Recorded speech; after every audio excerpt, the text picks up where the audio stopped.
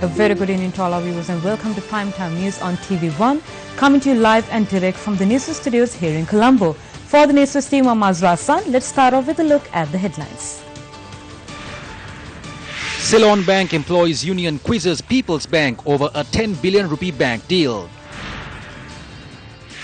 Aravinda and Arjuna speak about the future of cricket and match fixing. Mahaveli River contaminated due to the disposal of waste from the Gohagoda garbage dump. The Ceylon Bank Employees Union has inquired from the People's Bank on the 10 billion rupee bank deal. Reports that a director of a state bank who has obtained a loan of 10 billion rupees from the state bank for his private institutions has created a broad discussion in the country. The Deshiya weekend newspaper reported on Sunday that the 10 billion rupee loan was granted to a company affiliated with the director of People's Bank. Upon further investigations conducted by Newsfirst, it was revealed that the loan was approved by the Loans Committee of People's Bank, where Jehan Amaratunga is a board member, for MTD Walkers PLC, where he holds a position of Executive Vice President. A loan is granted under an accepted mechanism, even for a director. The bank should consider the dealer's assets, his repayment capabilities and his collateral. But in the case of granting a loan for a director, it is the board of directors which approves it. Here too, there is a separate procedure to be followed. So we are trying to find out if this procedure has been followed accordingly in this instance. We made a written inquiry from the Administrative Authority of People's Bank calling for an explanation in this regard. Issuing a release this afternoon to make clarifications on the matter, Chairman of People's Bank, Hemasiri Fernando, said MTD Walkers PLC have had trusted dealings with the People's Bank since 2004, adding the repayments for the constant financial lendings it granted were carried out in a proper and systematic manner. The People's Bank chairman points out the loan facility was awarded in adherence to the regulations of the Central Bank of Sri Lanka. Hemasiri Fernando's release says the loan was granted with the approval of the Board of Directors in accordance with the recommendations of the Board's Loans Committee, which comprises of 3 members of the bank's Board of Directors and senior officials of the Loan Board. The People's Bank chairman goes on to note the Board of Directors approved the loan only after ensuring that all requirements of the Central Bank were met. Hemasiri Fernando stresses when granting loan facilities, the People's Bank only takes into account the proper procedure and not the recommendations or interferences of any other person or institution. Meanwhile, former People's Bank chairman Rusiripala Tennakon says he has received reports that a 1 billion rupee loan granted to MTD Walkers PLC was transferred to a non-performing loan on the 29th of July.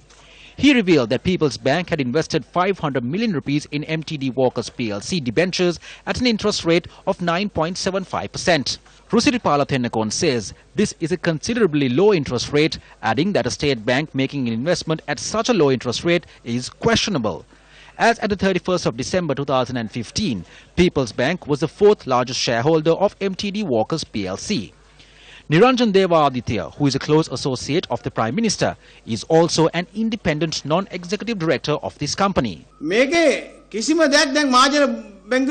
nothing the director board of the People's Bank can do about this now because it involves a friend of Malik Samaravikrama, who is Jehan Amaratunga.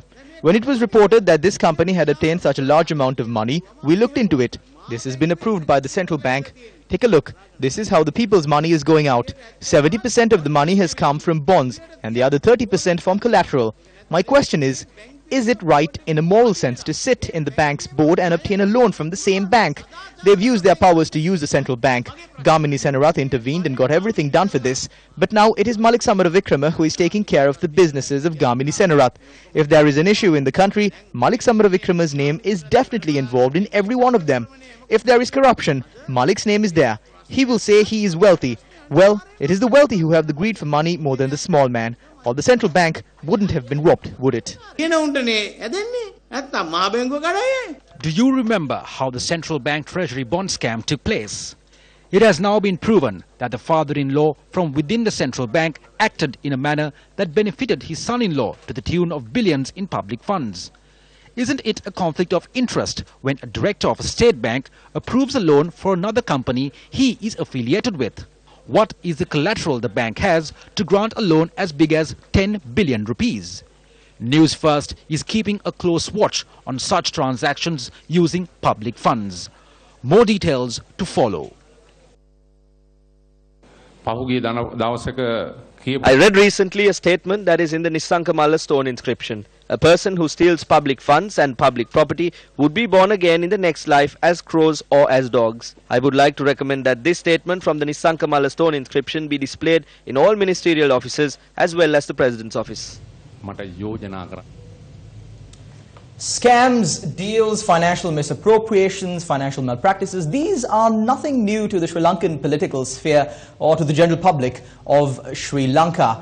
Now, according to Buddhism, although these people who loot valuable money out of our treasury will receive their retribution in the next life, their actions are making it extremely hard for the general public living today to make ends meet. Now, despite multiple revelations, exposés of these bonds, scams, deals, the number of cases to be investigated only seems to be on the rise. This time around, the Education Ministry has initiated a project to ensure all school students, and like all projects initiated by this government, it has been marred with anomalies. Chaturanga, first things first. Yes. How has the money been allocated for this project? Shalan, before we go there, Shalan, not only in Buddhism, every religion, no religion advocates for people to steal other people's money, especially public funds. And now we are coming to a point where education of this country provided to the students, the future of our nation, is in trouble. Let me take you with the numbers. Now, the value that has been allocated for this project is 2,700 million or 2.7 billion rupees. Like every project carried out by the Ministry of Education, the Ministry of Education makes an assumption that there are 4.5 million students receiving education in our country. 500 rupees has been allocated to each student. Before we go to the trouble, the problems in all of this, I'll just take you through the numbers. 2,700 simple maths would show us that not 500 rupees, but 600 rupees will be allocated for each student. There is a mistake there itself. 100 rupees more to each student. And Shalan, contradictory to the assumption made by the Ministry of Education that there are 4.5 million students in the country, there are only 4.2 to 4.3 million students in the country. So there is an increase, 0.2 million increase in the number of students as per the assumption, and there is a 100 rupee increase in the value that is allocated for the students as well. That is where the problem starts. Now, Shalan, this Minister of Education Akila Viraj Karyavasam says at the inaugural event on the 2nd of October, the day after Children's Day last year, where the Prime Minister is also present, that look, we have not obtained commissions. We have gone directly and spoken to the insurance provider and obtained the insurance. This is said in a circular issued on the 14th of July by the Ministry of Finance Secretary, that if you are obtaining insurance for a government or a semi-government sector office, that person, the insurance has to go directly through the to the insurance provider without an agent, thereby reducing the amount of corruption for the commissions.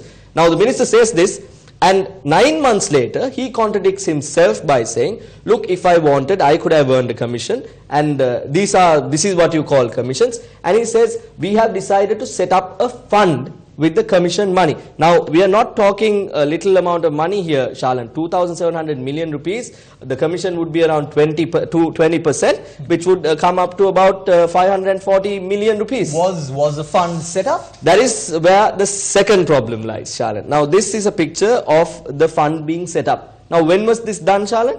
Last morning. As per the information we have, we know that the Secretary of the Ministry of Education has woken up last morning in haste, has told the clerk working under him to go home and figure out a way to bring milk rice into the ministry so that this event can be put up and ready so that this picture could have been taken. Now, does this fund exist is a problem. Why did the minister contradict himself 2nd of October last year? And day before yesterday when he spoke about this matter, why did he contradict himself? Where is this fund is the second problem we have, Charlotte. But now all this is being reported officially. Officially. All this has been reported officially. What about the fund? What about the Suraksha Insurance Fund for the next year? Has it already been set up? Interestingly, Shalan, we come to our next problem. Now, this, as I told you, this has been set up on the 2nd of October last year, which would mean that this 2nd of October of this year, this insurance scheme would end. Thereby, the Education Ministry has to go in and look for ways to find a new insurance provider. This is made evident to us by this paper notice advertisement posted by the Ministry of Education. Pasal lamun sandhavana Saukya Rakshana Oppuwa Suraksha. But this now, one of the important questions, Chaturanga, will the cost be more for the next year? It will, Shalan. Why? I will tell you. Now, the first Suraksha insurance scheme, the one that is progressing now, only recognizes students from age 5 to age 19. 5 to 19. Now, this particular Suraksha insurance scheme, starting for the next year, where tenders have been called through this notice, includes children from age 5 to age 21. Age 21. Chaturanga, who will be schooling until the age of 21, Chaturanga? Maybe the politicians of the country, Shalan. All right. So, but I have another question. Now, this is a health insurance. Isn't this more akin to the health ministry? It seems as if the Ministry of Education has taken over the duties of the Ministry of Health. At a time, Shalan, when the Minister of Health is being acclaimed internationally for the services he's doing. Definitely. We see that the Education Ministry is trying to do what the Health Ministry can do. We see a conundrum mess up there itself as well. So now, out of the entire investment for this insurance scheme, 2.7 billion rupees to the 27,000 million rupees, how much has the school students benefited from this? You're asking all the right questions today, Shalan. Now, 2,700 is the amount that has been invested in this, 2,700 million, 2.7 billion rupees.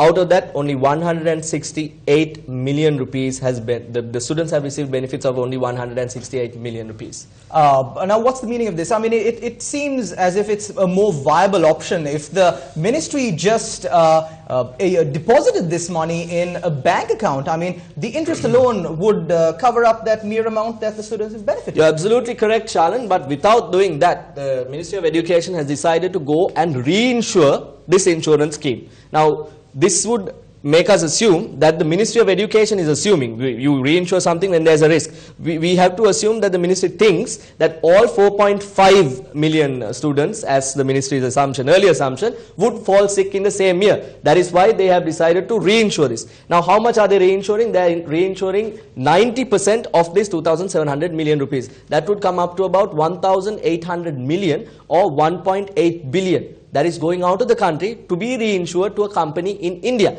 What is the return, Charles? The return, as we showed you earlier, is 168. Now, there are 2 more months remaining until the 2nd of October. Let's assume that this value goes up to 200 million. What is the profit the Indian insurance provider is making?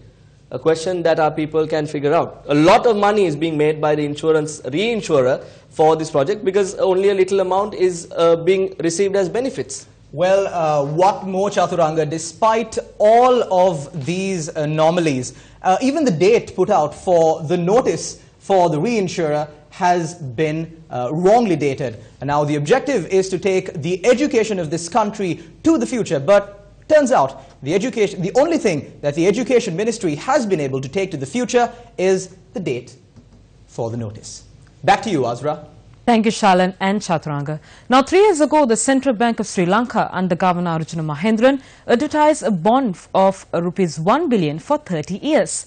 Despite the passage of time, there is a remarkable absence of legal action being taken. Newsfirst reports on Bondgate, described by the Attorney General's Department as the greatest financial scam to afflict the people of this country since independence. Although the advertised amount was 1 billion rupees and the Public Debt Department recommended that an amount of 2.06 billion rupees be taken up after the bids were received, then Governor Arjuna Mahendran acted in what turned out to be wrongful, improper, mala fide, fraudulent and in gross breach of his duties as governor. The principal beneficiary of these deviant actions by the governor was a company named Perpetual Treasuries Limited, which just happened to be owned and controlled by the family of his son-in-law, Arjuna Loshas. After Newsfirst highlighted growing concerns of a conflict of interest and a departure from procedure, on the 16th of March 2015, Arjuna Mahendran himself admitted his liability on one aspect of this scam. Mr. Governor, many primary dealers have told newspapers on the grounds of anonymity that this has caused a confusion and instability in the market. And I think as a governor, you should take responsibility for it. I will take responsibility for the fact that we should have advertised 10 billion, but we didn't have that information in time. The very next day, Prime Minister Ranil Wickremesinghe made a statement in Parliament. I insisted on a public auction because private placements have led to corruption and lack of transparency.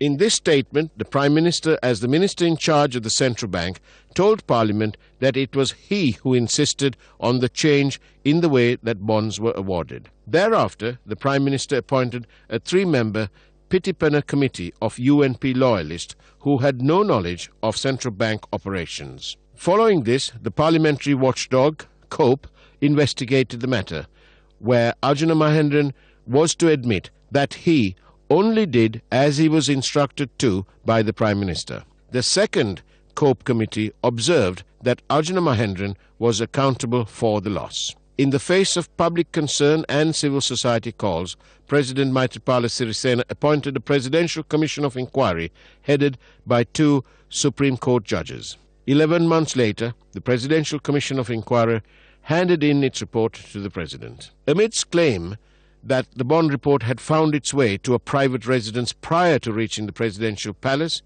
serious claims were made that a certain number of pages in this report were hidden or being kept hidden.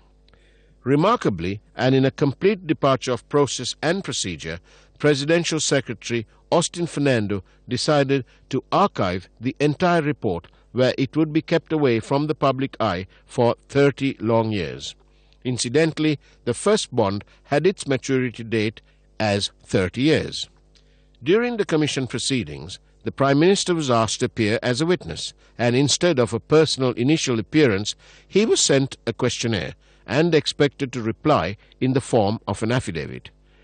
During his personal appearance at the Bond Commission, in spite of AG's counsel Yasantha Kodagoda and Dapula Dilivera being present, it was the Attorney General Jayanta Jayasuriya himself who questioned the Prime Minister. His questioning of the Prime Minister was met with strong criticism, including from the legal fraternity, for being kid-glove in nature.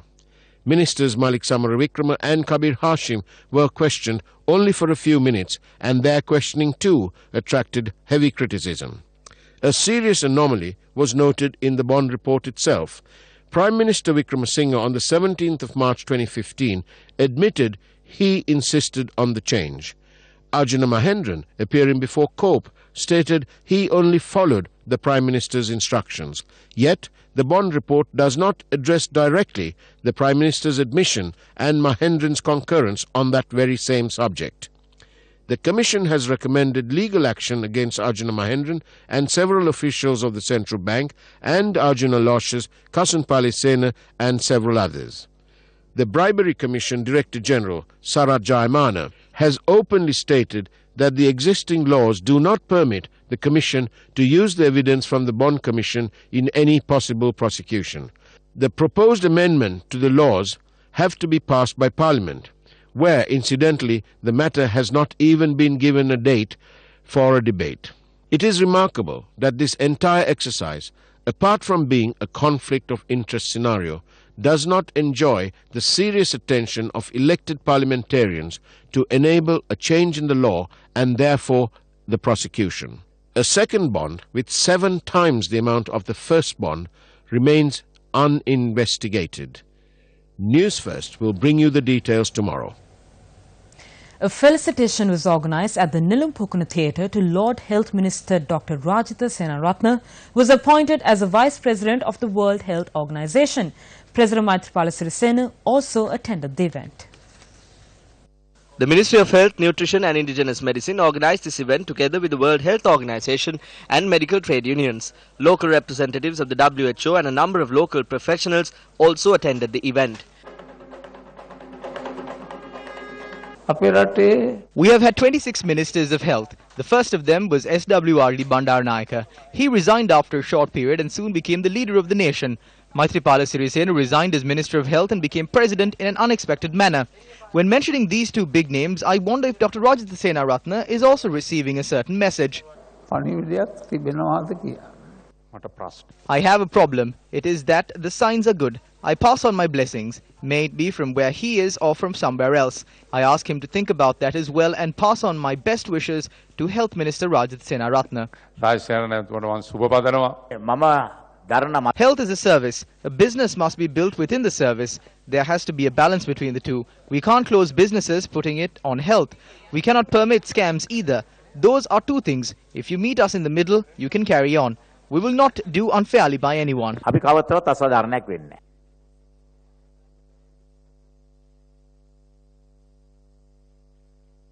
Former Test cricket captain and present Minister Arjuna Ranatunga has refuted allegations levelled against him and former captain Aravinda De Silva over match fixing. Ranatunga convened a media briefing today to respond to all these allegations. At today's media briefing, journalists raised a question with regard to the allegation made by former SLC chairman Thinanga Sumudipala, claiming that both Arjuna Ranatunga and Aravinda De Silva were involved in match fixing. There was an allegation in 1994 regarding a match in Lucknow. The ICC held an inquiry and thereafter both myself and Aravinda De Silva were cleared of any wrongdoing by the ICC. The entire country is aware of the situation. When politicians make statements, I tend to ignore them. When I was in the cricket committee, on a number of occasions he requested that I come on board as the vice president and give my support. If there was such an allegation, it is his duty to not speak to me in such a manner. I am not a yes man, and Arjuna is well aware of this. After I go past the boundary line in the ground, I am one who gives my 100% for the game. A payment is made to every single selector. I enter to give my support, and this letter given to me accompanied 2 checks. This response notes I returned the checks and I rejected the money. I've been told that I only play when there is a car on offer. I take no notice of those allegations. I meet countless amount of strangers. How do we know when someone approaches us? When they later do something, how do we know that this person had once spoken to us? We could have appeared in advertisements for $15,000. I have never appeared in any advertisements, and $15,000 is nothing to the both of us.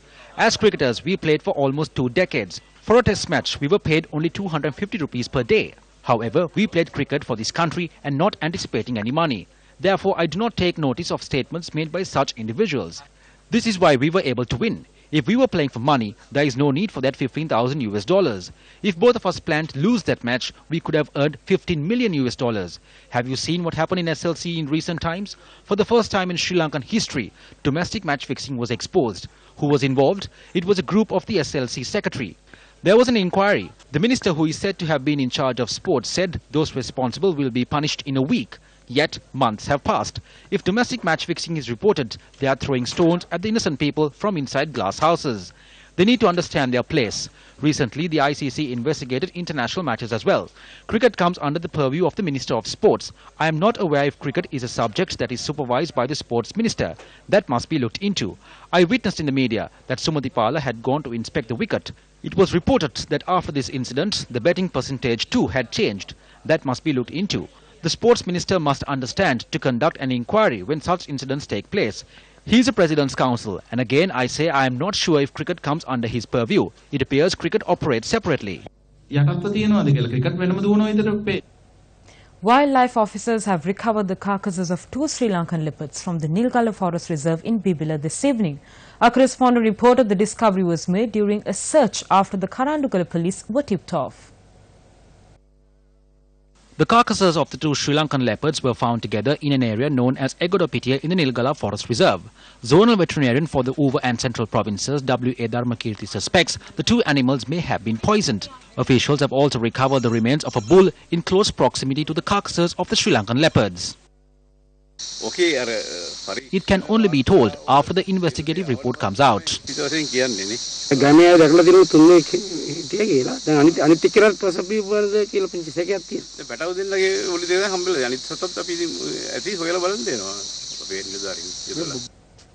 Ten people were seriously injured in a motor accident that took place on the Anuradhapura-Putlam main road. The accident had taken place at the 27th mile post area in the Pahala Marga, however, located on the Anuradhapura-Puttalam main road. The accident was a head-on collision between a Sri Lanka Air Force bus travelling from Jaffna to Kalpitiya and a van travelling from Colombo to Jaffna.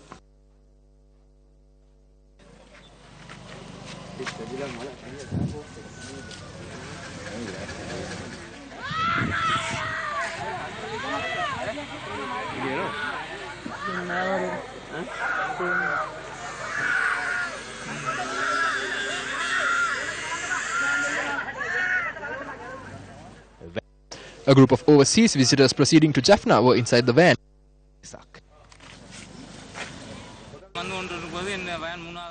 The bus was coming towards the van and so was a motorcycle. The bus immediately applied the brakes and at that moment the wheels came off. It crashed onto the van thereafter. Those travelling in the van had arrived in the country from London and were proceeding to Jaffna.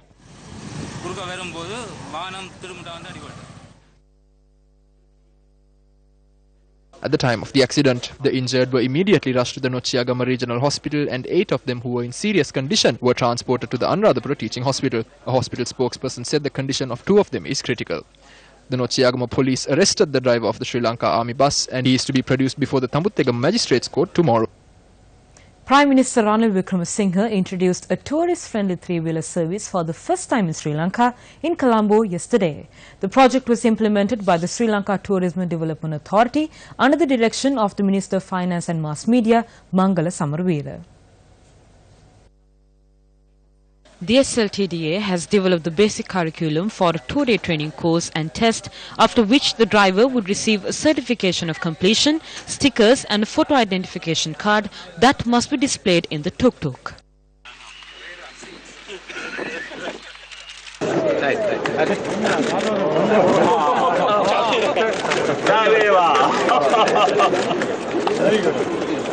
Good for the election.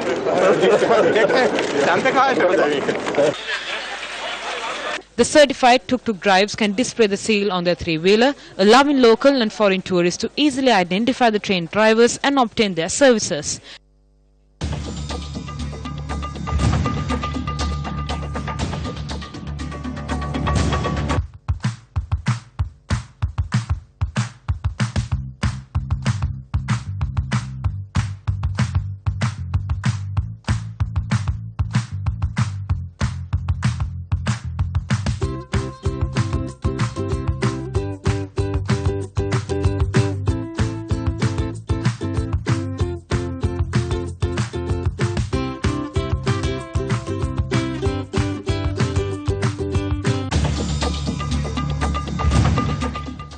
Reports have surfaced that the water in the Mahaveli River is at risk of being contaminated due to the waste disposed from the Gohagoda garbage dump and surrounding areas. Our correspondent says there is a very serious issue at present due to the threat of feces contaminating the water. The distance between the Gohagoda garbage dump and the Mahaveli River is roughly 50 meters. For over 3 decades, garbage is being dumped over at this site, and at present, the garbage mountain is over 200 meters in height. It is at a location close to this garbage dump that the Kandy Municipal Council disposes human waste as well. What is most surprising is that the water treatment plant in Kandy obtains water from the Mahaveli River from a location which is just 2 meters away from the site where the human waste is disposed. The Gohagoda garbage dump is also located roughly 1 kilometer away from the water treatment plant. The main drainage which carries the human waste disposed from the Tekkawatha disposal site meets the Kalani River from this location. 10 to 15 feet away is the site from where the water treatment plant obtains water from. There are serious issues of water contamination at this site. We have witnessed this from our very own eyes. We strongly believe this needs to be addressed. We